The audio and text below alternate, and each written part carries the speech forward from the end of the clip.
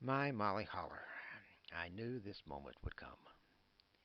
You always said that one day you'd retire and we would have less time together, but oh my Molly, we are inseparable. Remember in the early 90s, you and your friends from the Arlington Conservation Council, the Native Plant Society, and the Arlington Organic Garden Club were looking for me. You wanted to grace the planet, grace Arlington with a gift of renewal, restoration, and inspiration. And you found me, a sad, lonely afterthought of land at Veterans Park, overrun with Bermuda grass. But my lifeless state did not blind you to my promise, and you and your friends determined to transform me into a wonder, a wildscape. I would shine with biodiversity. All manner of life would thrive here. With you, I would recapture and reinvent my native habitat.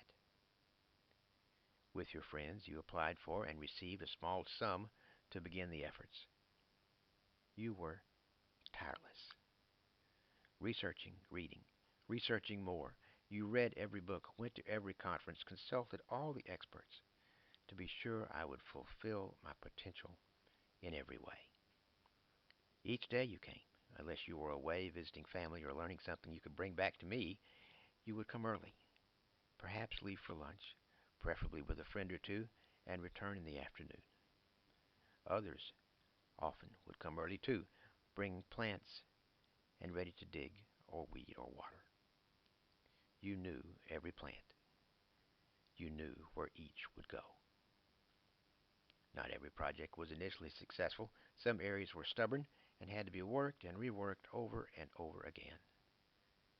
I couldn't keep track of the tons of mulch spread over the years with wheelbarrow and bucket. How many times you covered me in newspapers.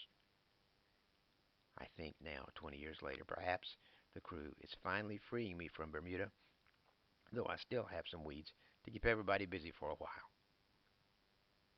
Lots of progress has been made, exposing my ground to the sun unhindered by rampant privet. And my soil, isn't it charged with life now and getting richer? Goodness, how you lugged around hoses all these years. You were an engineer calculating the logistics of ensuring that my plants and trees were not just watered, but watered just right to become established. A screwdriver to test moisture depth helped. And since I've grown from 1/3 acre to 4 acres, watering has been a monumental task. Nevertheless, I think I am at last approaching that near sustainable state you and your friends have devotedly sought. My vegetation lives a natural cycle, of course, so thank you for the greenhouse and all the workers. I will miss your footsteps along my woodsy paths and every inch between, my Molly. I will miss your examining eye, your ideas, your surprise and delight with new growth, butterflies, spiders, songbirds, and all. I will miss listening to you and your friends as you sat on the benches exchanging stories about families or new insights on health and longevity or research on the effects of drought and climate change.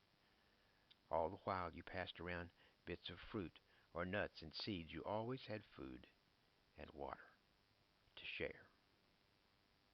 I will miss you welcoming all the volunteers and anyone who drifts into our wildscape with your desire to meet, to engage, and to enlighten. Know that you are leaving me in wise, well-trained hands. I know them. I know these hands. Every volunteer who has touched me is a part of me, a part of you. I would not exist otherwise. I thank you and all the volunteers whose lives have been enriched in this commitment to habitat restoration and a healthier planet. We are in each other's DNA. The volunteers will continue to multiply as they have over the years and with growing awareness. I am ever evolving as a beautiful refuge, a living classroom, a place to work, to explore, to contemplate, to nurture. Because of you, my Molly Holler. Because of you,